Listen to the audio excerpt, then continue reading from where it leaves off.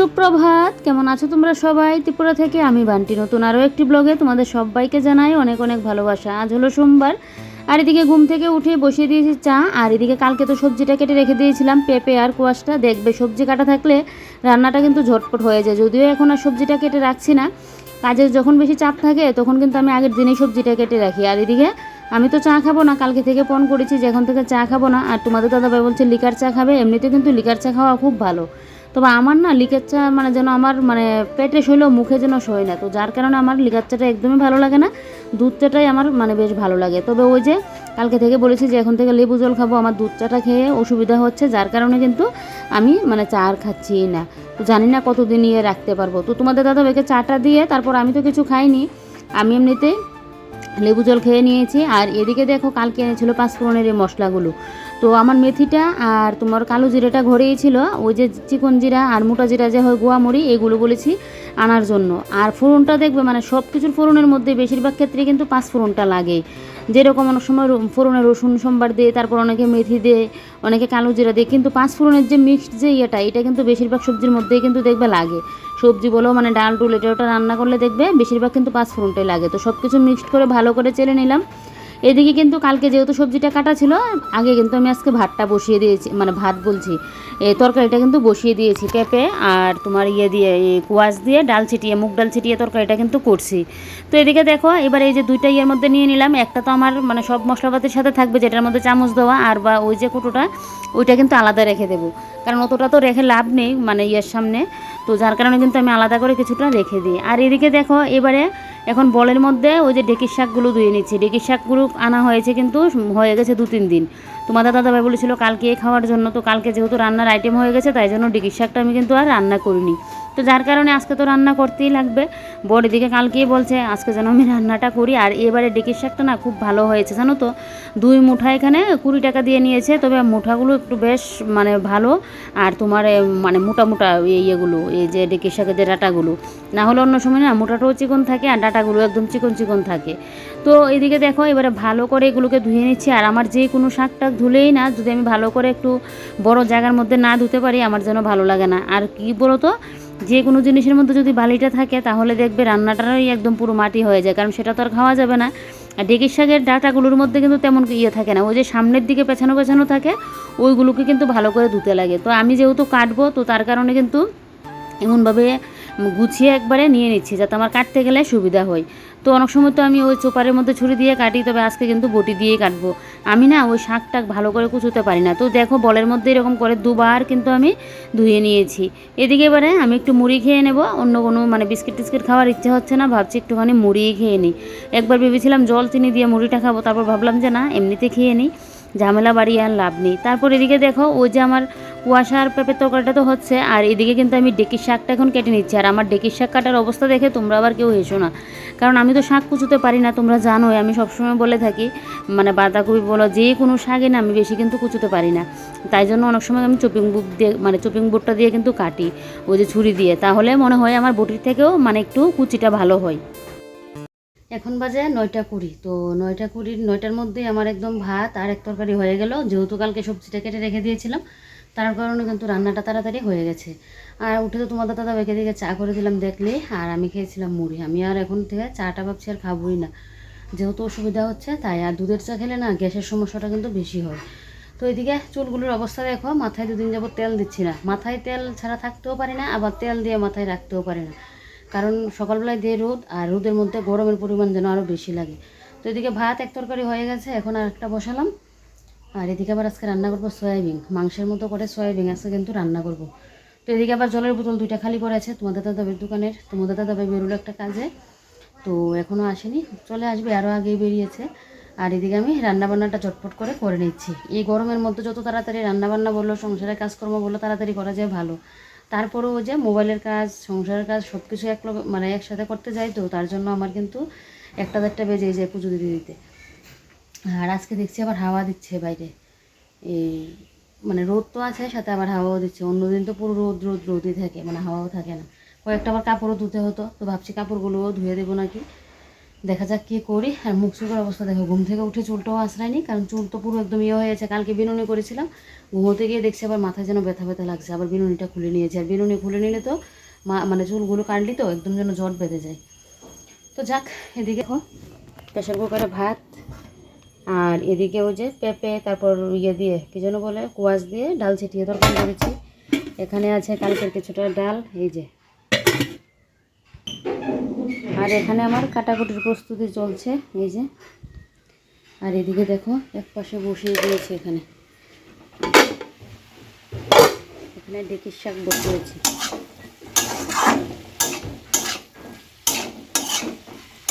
বাসন কুসন পড়লো, এগুলো পরে ধুবো, বেশি একটা না। এদিকে আগে আমি এখন সয়াবিনের জন্য প্রিপারেশনটা করে নিই। এদিকে দেখো সয়াবিনটা এখন একটুখানি ভাপ দিয়ে নেব। আমি তো সয়াবিন রান্না করলে একটুখানি ভাপ দিয়ে নিই, না হলে সয়াবিনের যে গন্ধটা না আমার ভালো লাগে না। আর এদিকে তোমাদের দাদাভাই স্নান করে চলে আসলো, তো এদিকে তোমাদের দাদাভাইয়ের জন্য কিন্তু এখন ভাতটা বেড়ে নিচ্ছি। তো আমি ওকে বলছি যে ডেকির শাকটা বেশি করেই খাও, কারণ তুমি তো দুদিন যাবৎ বলছিলে ডেকির শাকটা কেন রান্না করছি না। তো ডেকির শাক কিন্তু অনেক রকমভাবেই রান্না করা যায়। আমি ওই রসুন ফোড়নে দিয়ে করি, এটা তোমাদের দাদাভাইও পছন্দ করে, আমারও ভালো লাগে।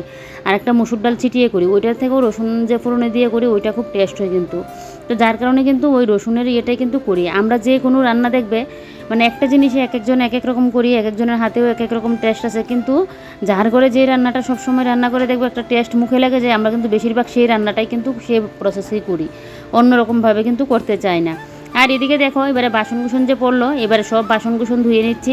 আমি রান্না বসিয়ে না ওই রকম করি, বাসনকুসনগুলো ধুয়ে নিই কোনো কোনো সময়, না হলে আবার বাসনকুসনের টাল যদি জমিয়ে রাখি সে আমারই ধুতে গেলে কিন্তু আরেক কষ্ট। তো যার কারণে রান্নার সাথে সাথে আমি বাসনটাও কিন্তু গুছিয়ে রাখি, মানে ধুয়ে রাখি।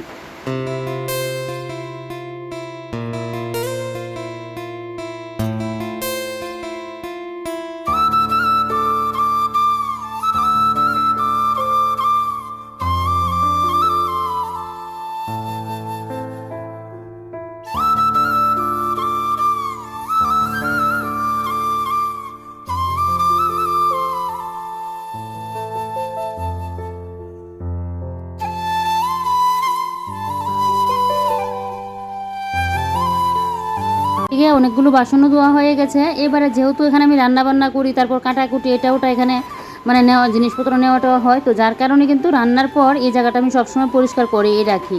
ওই কাপড়টা একটু ভিজিয়ে জলটা নিংড়িয়ে ভালো করে একটু মুছে দিই, বেশ পরিষ্কার হয়ে যায়। তার উপর এদিকে দেখো কিছুটা কাপড়ও ছিল, তো এই কাপড়গুলো হাতেই কাছে দিতে পারতাম, কারণ ময়লা কাপড় না, পরিষ্কার কাপড়ই। তারপরেও আবার মানে বেশ কয়েকটা কাপড়, আর হাত ব্যথার ভয়ে আর ইয়ে করছি না যে আবার যদি হাত ব্যথা উঠে যায়, সুস্থ শরীরটাকে অসুস্থ করতে কে চাই বলো। কিন্তু সবসময় তো আর মন মানে ঠিক থাকে না, কোনো কোনো সময় কাজ দেখে তো মানে থাকতে পারি না, যার কারণে করে নিই, নিজের হাত ব্যথা নিজে উঠিয়ে নিই। তো যার কারণে এই কাপড়গুলো কিন্তু মিশিয়ে দিয়েছি যে না আর হাত ব্যথা তুলে লাভ নেই। আর এদিকে ফিল্টারের উপরটা আমার সবসময় মুছতে লাগে, কারণ ওই যে জল খেয়ে তারপর গাছটা ধুয়ে তো রাখি, যার কারণে কিন্তু ওই জলটা মানে ফিল্টারের ডাকনাটার উপরে গিয়ে পড়ে। তো যার কারণে এই জায়গাটা আমার সবসময় মুছিয়ে দিতে হয়। তার উপর এদিকে এবারে ঘরটা ঝাড়ু দিয়ে নিচ্ছি। রান্নাবান্না মোটামুটি কমপ্লিট, এখন শুধু সয়াবিনটা নামিয়ে নিলেই বেশ, তাহলে আমার রান্নাবান্না কিন্তু হয়ে যাবে। তো ডেকির শাকটা করছি, আর ডেকির শাক তো হয়ে গেছে, মানে সয়াবিনটা করছি। তো এদিকে দেখো এবারে এই জায়গাটা ঝাড় দিয়ে মানে ঘরটা ঝাড় দিয়ে নিচ্ছি। তারপর তো ওই ঘরের কাজ আছেই, ওই ঘরে তেমন কাজ নেই, বিছানাপত্র তোলাই আছে, ওই ঘরে তেমন একটা কিন্তু কাজ নেই, মানে যাহা ওই সকালবেলায় রান্নাঘরে মানে অনেকটা সময় লেগে যায়। আর যেদিন ভাবি যে না ওই বেডরুমটা একটু ভালো করে ক্লিন করব, সেদিন আবার কি করি, রান্নার দিকটা একটু কম ইয়ে করি, ওই ঘরের মানে কাজে আগে গিয়ে লাগি। আর এমন তো হয় না, সেটা মাঝে মধ্যে হয় যে মানে রান্না করে পরে আসি, আগে ওই ঘর মানে ঘরদোর গুছিয়ে গাছিয়ে আছে, এটা যদি একদম সকাল সকাল ঘুম থেকে উঠি তখন, না হলে যেদিন রান্নাবান্নার ঝামেলা না থাকবে তখন কোনো কোনো সময় দেখবো ভালোই লাগে, ঘরদোর সকালবেলায় উঠে এরকম গুছিয়ে গাছিয়ে তারপর রান্নাঘরে আসতে কিন্তু বেশ ভালো লাগে। তো আমি তো এত সকাল সকাল ঘুম থেকে উঠি না। আরেক কথা হলো কি, এত সকাল সকাল আমি উঠে বসে থাকলে কী হবে, বর তো আর আমার সাথে 6টার সময় উঠে বসে থাকবে না, আর দরকারও তো নেই 6টার সময় উঠে কী কাজ বলো সকাল সকাল, দোকান তো যেতে যেতে সেই 9:30 10টা, তো এত তাড়াতাড়ি তো কোনো ইয়ে নেই। তো যার কারণে কিন্তু ওই মানে সকালে উঠেও লাভ নেই, কারণ ঘর দৌড় তো আর গুছাতে গাছাতে পারবো না তাই। আর এদিকে দেখো এবার রান্নাঘরটা ঝাড়ু দিয়ে এবার বিলেতি ধনেপাতাটাকে কেটে নিচ্ছি। আর দেশি ধনেপাতা কিন্তু আর বেশি দিন নেই, চলে আসবে। আমার তো বিলেতি ধনেপাতা বলো দেশি ধনেপাতা বলো দুটোটাই কিন্তু ভালো লাগে। দেশি ধনেপাতার বাটা খেতে তো দুর্দান্ত লাগে, বিলেতি ধনেপাতাও বাটা খাওয়া যায়। আমি বিয়ের আগে কোনোদিনও খাইনি, বিয়ের পর আমার শ্বশুরবাড়িতে এসে খেয়েছিলাম বিলেতি ধনেপাতার বাটা, বেশ ভালো লাগে খেতে। তো এটা কিন্তু সয়াবিনের জন্য কাটলাম। আর এদিকে দেখো আকাশে পুরো মেঘ করে নিয়েছে, মনে হচ্ছে বৃষ্টি আসবে। তা আমাদের এখানে তো জলের এরকম শুনলাম না, মানে আগরতলার দিকে খুবই কিন্তু অবস্থা খারাপ, মানে চারিদিক দিয়ে শুধু জল জল জল, মানে মানে শুধু মোবাইলটা চালালেই দেখছি। তো ভীষণ লাগে, প্রত্যেকটা বছরই দেখি মানে একটা মানে বৃষ্টি আসলেই না সেই একটা বন্যার হয়। তো সব দিক দিয়ে হয়, কিন্তু এই বছরে আগরতলার দিক দিয়ে মানে বেশিই হচ্ছে জলের আর জল যখন বেশি হয় তখন তো কত কষ্ট মানুষের।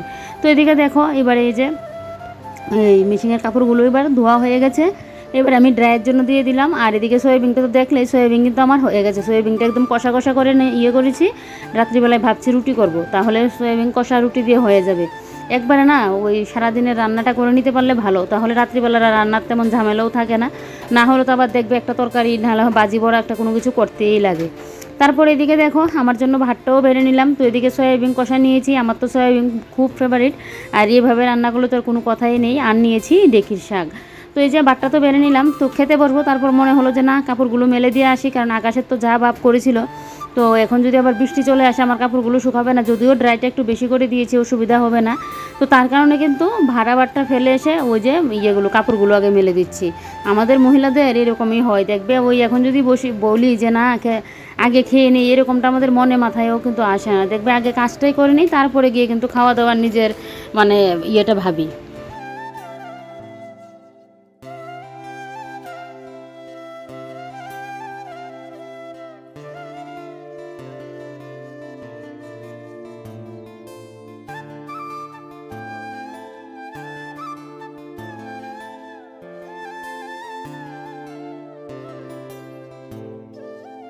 তো আসছে জন্মাষ্টমী, তো আমি তো জন্মাষ্টমীর উপবাসে এক বছরই করেছিলাম, তারপর আর করা হয়নি।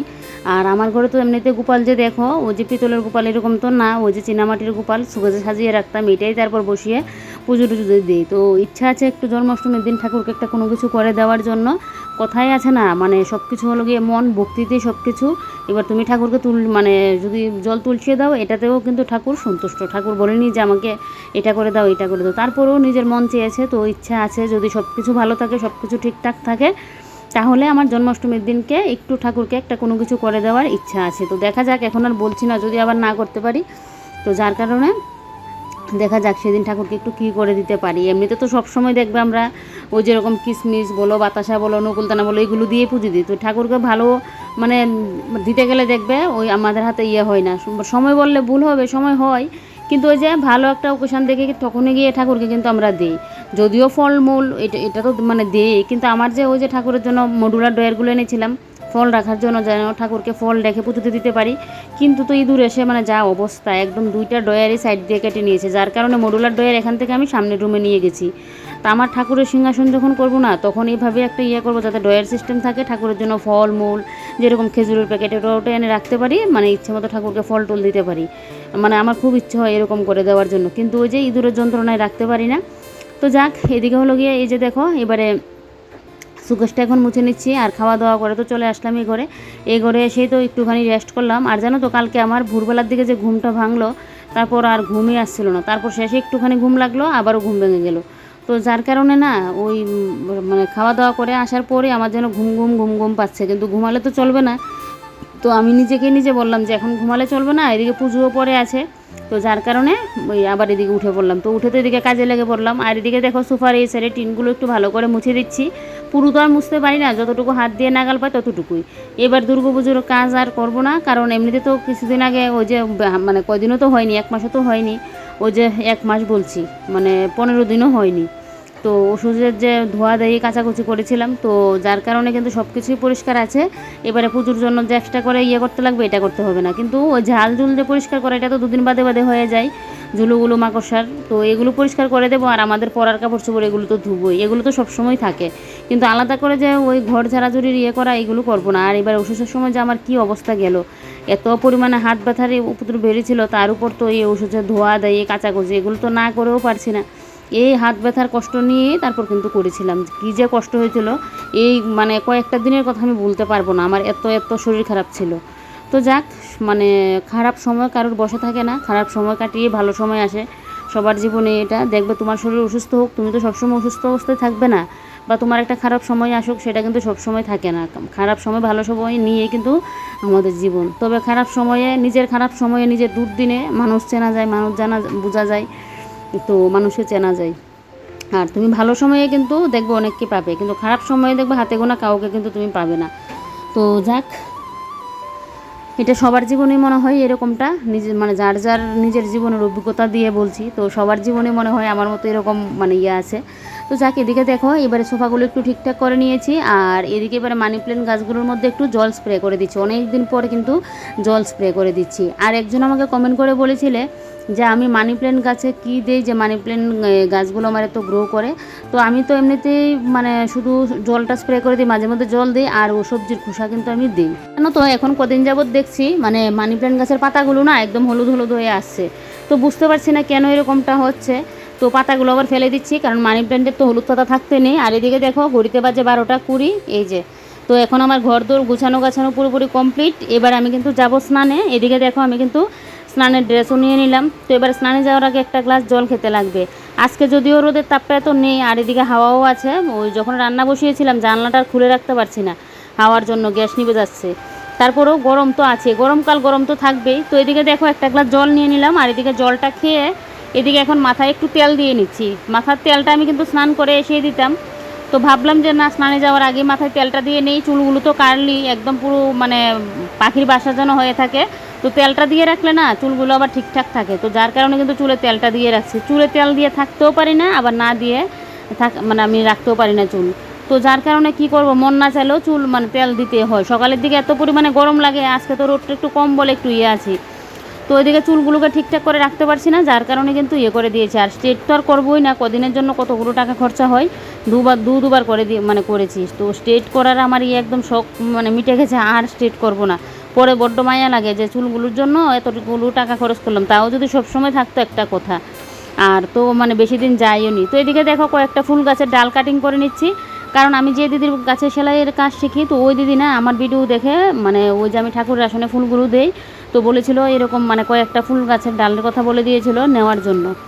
তো সেই দিদির জন্যই মানে ডালগুলো কিন্তু কেটে নিচ্ছি। তো অনেক দিন যাবতে ভাবছি নেবো, তারপর মাঝখানে রোদ ছিল বলে দিদি বলেছিল আবার বৃষ্টি হলে, তারপর আমার আর মনে থাকে না যাওয়ার সময়। তো যার কারণে আজকে কিন্তু আমি আগেই মানে ডালগুলো কেটে রাখছি, যে যাতে আমার যাওয়ার সময় মনে করে নিতে পারি। আর এদিকে ভাবলাম যে শুধু ডালগুলো দেবো, তো কয়েকটা আমি গাছ থেকে পাতাও তুলে নিই। দিদিও আমাকে এটা ওটা অনেক সময় অনেক কিছু দেয়, দিদিদের গাছের ফল, তারপর আরেকটা কী যেন মানে দিয়েছিল গাছেরই। তো ভাবলাম যে আমাদের বাড়িতে তো তেমন কোনো গাছ নেই, তো কী দেওয়া যায়। তো দুইটা নালিয়া পাতার যে গাছগুলো আছে, তো এখান থেকে কিন্তু কয়েকটা পাতা তুলে দিলাম যে না, বড়া বেজে খেতে পারবে। তারপর এদিকে তো স্নান করে চলে আসলাম। এসেই এদিকে দেখো এবার আমি কিন্তু বসে পড়লাম পুজো দিতে। সারাদিনের এবারে গিয়ে আমি আস্তে ধীরে করে পুজোটা দিতে পারছি। তো আমার যে হুটহাট করে 5 মিনিটে পুজো দেওয়া, ওইটা আমার পুজো দিয়ে পোষায় না। আমি আস্তে ধীরে করে পুজো দেবো, ঠাকুরকে আমার মনের ভালো খারাপ সুখ দুঃখের কথা সব কিছু জানাবো। আমি সবসময় এটা করে থাকি, কারণ আমি খুব ঠাকুর বিশ্বাসী।